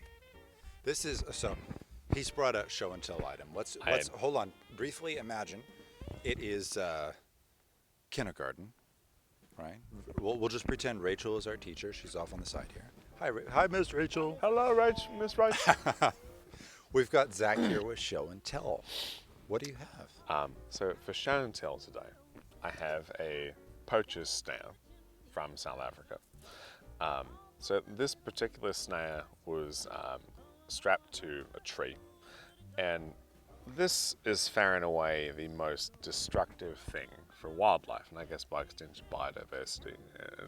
Things like trophy hunting aren't really things that we're talking about in the NGO world. This is what we're talking about, because this is cheap, this is effective, this is indiscriminate. You could make this out of bike cables, fencing, you name it. And you can snare, I mean, with a metal this grade, you could snare an elephant, you can snare a lion, painted dogs, leopard, kudu. I mean, like, this can incapacitate an elephant. And so, that there, I think, is a representative of poverty and I guess by extension, poaching. So the thing is, if you live in Southern Africa, a lot of guys make maybe $200 a year. The same guys might have like 5-6 kids at home. So to provide and get by, I mean, you go out and you poach things like antelopes and baboons and guinea fowl and warthogs and whatever to provide for your family. So the go around to this is you guys, whatever you're into, go see it out in the wild, because tourism is going to enable this man. The tourism is going to give this guy a job, because if this guy has a job, he's got a regular steady income and he's not going to go and poach for wildlife, So, and of course, 2020 has wreaked so much havoc on tourism. Yeah, this is kind of our world, we recanted the story from the African Parks Network, what was that, a month or 2 ago? Mm-hmm. Where they were basically saying, we don't know what's happening because we don't have any tourism dollars that are thus allowing us to support our rangers, which are thus looking for people putting out poaching snare or literally poaching animals. Yeah. It's a very good point. Whatever your interest is in wildlife, be it leopards, be it bearded dragons, Orangutans. orangutan, Yeah. be it Leopard seals. baiji, whatever, go make a point and try to find it in the wild, because that's arguably the best way you can support that animal. Let me just reference the comments here. We've got Valerie. She says, I used to study chimpanzees in Uganda, and half of them had lost their hands or feet to snares set. Yeah. Snares. Not for chimps, but for small antelope. Yeah. Snares are so indiscriminate, and it just, I don't know. I've seen a few, and it hurts to think that the person putting that out, you know, we can only speculate what their intent was. Was it sustenance? Was it a payout, right? Either. Because it's like either I get food today, or if I'm lucky, I get to take this animal and make a profit off of it, you know. Right. Yeah. It makes me think a little bit, Valerie, of a book called Poached, which I referenced earlier, by Rachel Newer, which I think we've all at least perused. She wrote that in probably 2017, 2016, and then published it in 2018. And basically, it's her account of traveling the world, experiencing poaching firsthand, and document. She's a journalist, so she tries to document as a journalist. But there was a scene that really stuck out to me, and maybe you guys remember, where she's in Vietnam in the swamps. Yeah, right? And she yeah. gets in a boat with a poacher who, I mean, basically his whole MO is to like put out snare wire and catch wildlife for a living, because that's the only way he can make a living. Yeah. So she's interviewing him, and she says, if you could like put people in your boat and take them out on a tour of the swamp instead of poaching wildlife to sell to wet markets, is that an option? Would you ever consider that? Is that something you could do? And I remember in the book he says to her, you know, honestly, I feel pretty bad about what I'm doing, because I understand that I'm creating a problem. But what am I supposed to do? I don't have any other way of making a living, because where I live, because of so many other reasons that we don't have time to get into right now, it's just not possible for me to make a living doing something else. So I have to poach these animals. But if I could put people in my boat and take them out on a tour, I could do that. And she says, well, what kind of money are we talking? And he says, I don't know, $15, $20 per person per tour. Right. And I remember putting the book down and thinking, this guy wants 15 or 20 bucks a head to go in the swamp for what, like an hour or two? And look for frogs. And just like point out frogs. What is this? Yeah, right. That's incredible. So this year has been so hard. 2020 has positioned so many different challenges, but the irony to me, like we've pointed out, it all relates to wildlife conservation. Yeah, right. And so at the end of this, you know, that trip that you're planning to Costa Rica or Southern Africa or Vietnam or Bali or wherever you want to go do it, you know. Let me just pull back on the comments here. I'm just trying to make sure. So we've got the studying chimpanzees. I think that's really cool, Valerie, first of all, that you studied chimps. That's one of my goals, is to not only see chimps, but to work on a project studying chimps. So shoot me a message if you've got any tips as to how I could actually make a go at that. That sounds really cool. Ecotourism, Valerie says, protects wildlife. We wholeheartedly agree with you. I think that's fundamental.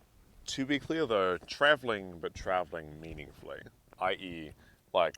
So not staying at, I don't know, the Hilton? Like, no, like do your homework before you go places. So like if we're in Southern Africa, don't go for a walk with lions or ride an elephant in South Asia or swim with a sea turtle. Like it's like opportunities where you are more of an observer of wildlife and less of a participant of wildlife is where it's at. So whenever you get the chance to pet, touch, or take a picture with anything, red flag. I think the three of us have certainly spent enough time talking about wildlife conservation in this capacity. At home, probably you guys too, but Brian, you're coming to the table newer to this. Yeah. And you've read Poached, right? I've perused and read some tidbits of it. I haven't fully read it yet. I'm working on some other books right now. So I'm curious, because it's human nature. We want to touch stuff, we want to ride stuff, we want to, we need that, I'm going to touch you, contact, to feel like we're connected.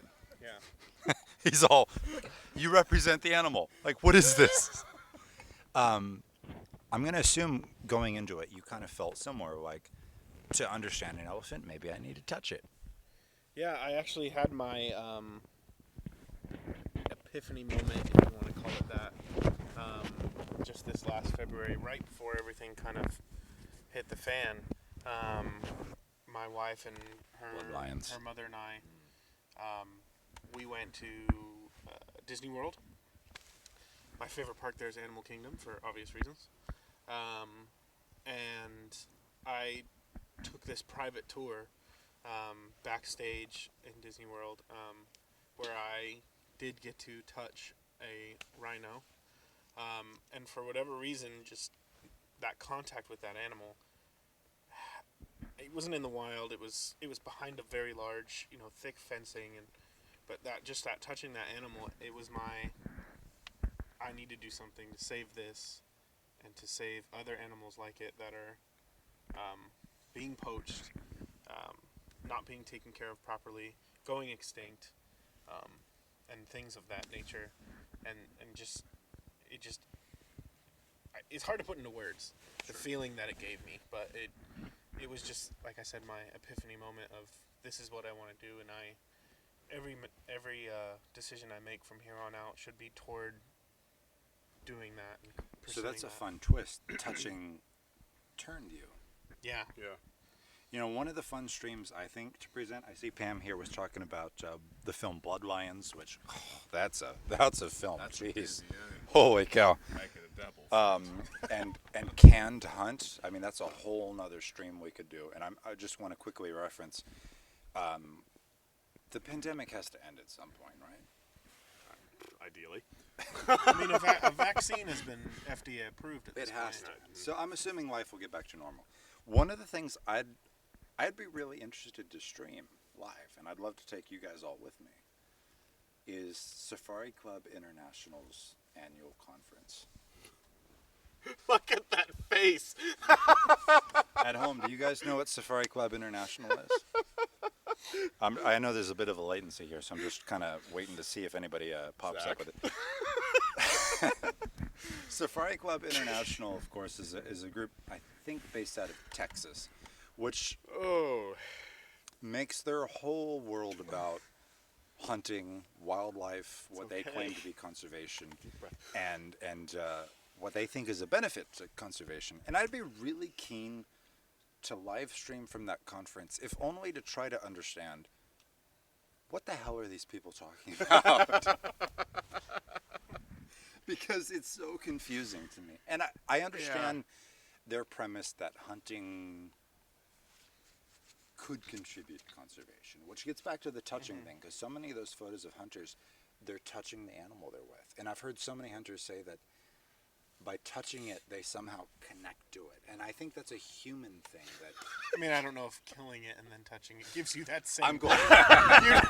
You did also say Texas, so Yeah. it makes sense. Like Texas and guns. As a conservation tool, it works in very specific regions. Twist of the world. camera a little bit.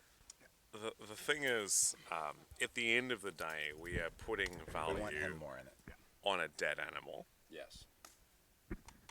What is that? I remember very vividly going to a trophy hunting emporium in South Africa.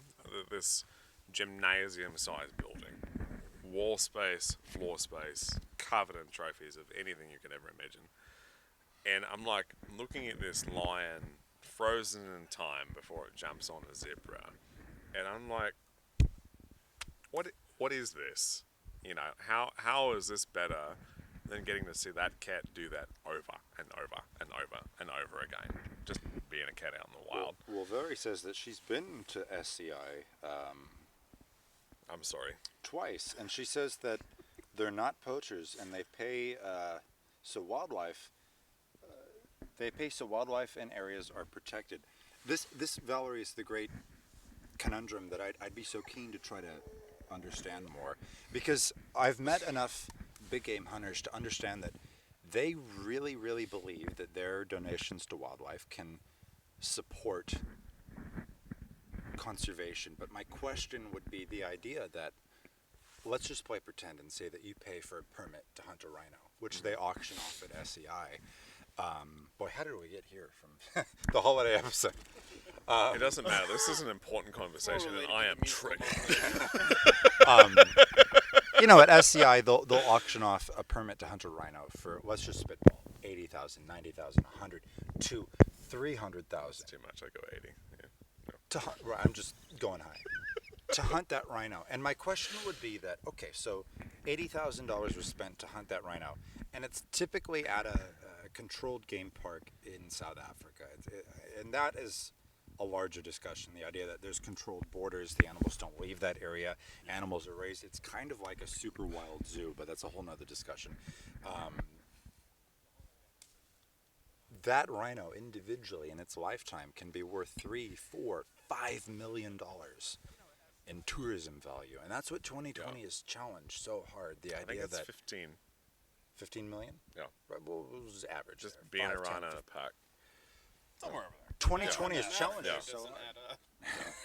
80,000 and 15 million are two very different numbers. but they're Yeah. arguing that they're often hunting old males that they claim aren't contributing to the gene pool anymore. And I just The point conceptually don't quite put it all together. is, from that end, sure, all right, you are benefiting conservation in the way that you are spending money to give money to somebody who owns property in South Africa to go hunt their animals, and so they can go ahead and manage their land well.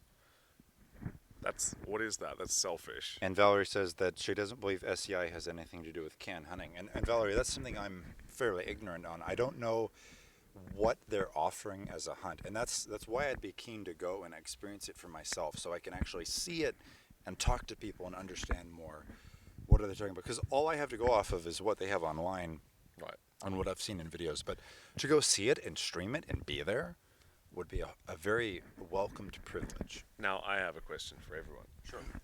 When we think of wildlife conservation, immediately, do we think of hunters? Not necessarily. No. When we think of wildlife conservation, we think about NGOs like Panthera, like Wildlife Conservation Society, Wild Aid, bloody Tusk, Save the Elephants, Elephant Crisis Foundation. whatever We it can may go on be. forever. Yeah. These organizations that are full of PhD biologists that put their lives on the line in a lot of areas for wildlife. That is conservation. Boots on the ground, doing science, coming up with conservation models to create sustainable models for species and going forward, you know. And what this year's challenge so heavily is tourism as a source of funding for all of that Right. can get totally upset, ironically, by a breakdown in wildlife conservation. And can I tell you guys a secret? Yes, you can. None of the money from hunting comes to us in the NGO world. Whoa! 0%. I don't see a dime. Utterly shocked. Where does the money go? We have gone way down the rabbit hole here, and I think it's such a great rabbit hole to go down. And I didn't mean for us to go down this rabbit hole But on, we're on happy a we're holiday here. episode, So but I'm happy glad holidays. we did. Let me just quickly go back to the comments here. We've got Valerie again. She says, let's do a show where I tell you what I've learned from my foray into befriending hunters since 2013. I think that'd be pretty cool, Valerie, because I've met a fair amount of hunters, and I have to say, of the people I've met, hunters are most often the people that are really willing to have a discussion with you about wildlife and conservation, and they understand things put together more so, by far, because I agree with you, than the people who haven't had that connection to wildlife, who've maybe lived their whole life in a city and just not had the same experience. It's an interesting conundrum, because I totally get sustenance hunting, but trophy hunting is a challenge to me, and it's a challenge that I'm willing to have a discussion about, and I'd absolutely be willing to, I don't know how yet, we're going to figure out the technological wizardry that would take to bring you into the show with us, live, like literally live, or we could have a bubble pop up with like your head on Zoom or whatever. I don't know yet, we'll figure it out. But I think that's such a cool discussion, and who knows, maybe in future month when the pandemic is subsided, let's all go to SCI together. I think it'd be really cool.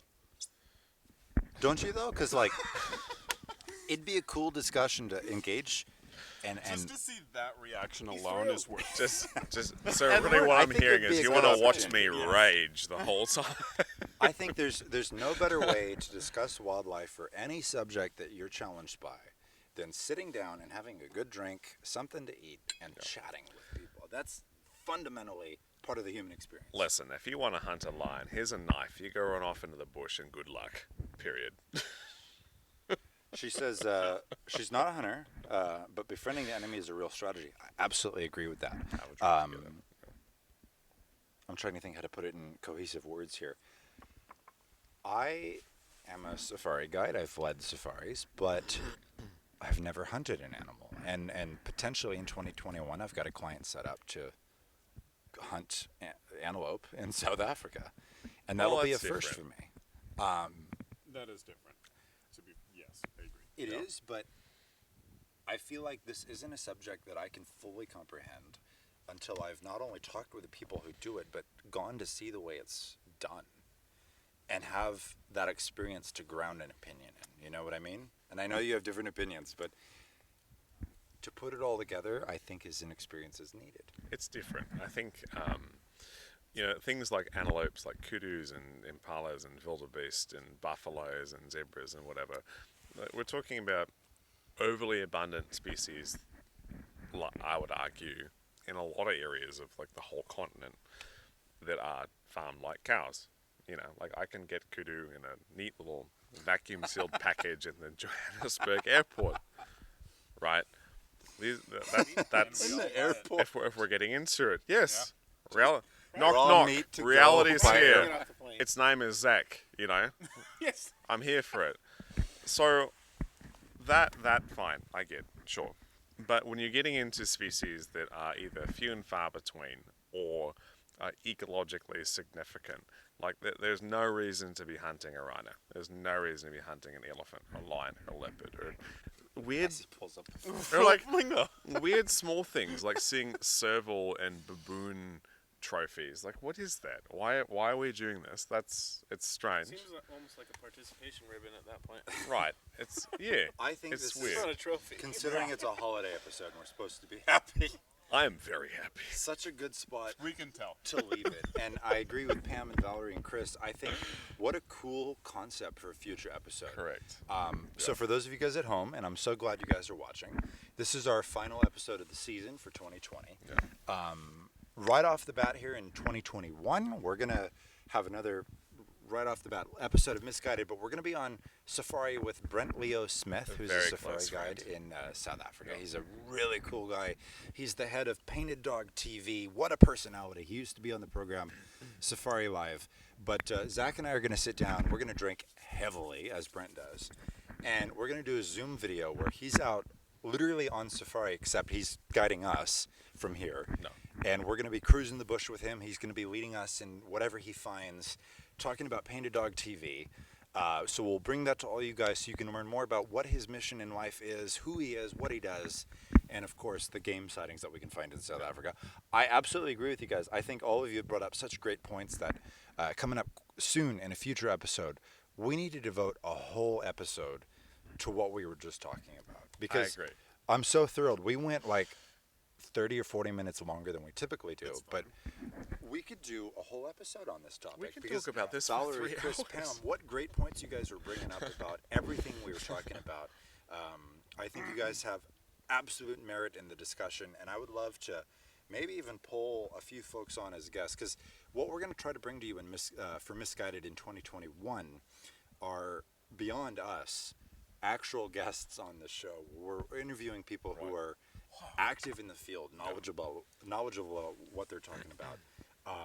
So not me. Well, Brian, The knowledgeable part. the knowledgeable. And again, I think we should maybe talk to a few hunters, talk to I people who agree. are involved. Yes. Keeping it social, for all of you. Zach, behave. Exactly. And if life is back to normal in 2021, let's go to the SCI conference together. And Valerie, if you're available, you should come join us, and we could film a thing together. I will go to the SCI conference. I would love to see it. You heard it live on Misguided. I will go. Video evidence. Yeah. At any rate, guys, I am so happy you all made time to stop and join us tonight. It really means a lot that you were here and involved and asking questions and being involved. I really appreciate every single comment that all of you offered on the show. I'm just quickly going back to make sure that I didn't miss anything. We've got, let's see, go back to Ethical Hunters. We've got Valerie saying SCI, go to an SCI booth too. Connected and welcomed Valerie. Absolutely, I think Valerie, we should make a point. 2021, when society allows, let's go to the SCI conference. I think it'd be great. We've got Pam saying, "Nice flamingo, Jeff." There you go. Did you eat it already? Flamingo. Oh, it's gone. It's so good. So good here. There is one reason to hunt a rhino. The bull is old. I think, Valerie, that's a great discussion for a future episode. I'm just trying to make sure everyone is brought up here in the comments. Thank you, Chris, so much. It was a lot of fun. It is called Culling Pam, just FYI. That's a whole concept. Let's pull on some game rangers and talk about what game culling means beyond just all of us drinking heavily and talking about it. We know a few folks out there that would be happy to at least by Zoom or even live, come and join us. Thank you all so much for participating. We will see you in the new year. If I don't see you on a live segment, because I'll do a few between now and then, happy holidays in whatever capacity you celebrate, and Happy New Year. We will see you very soon.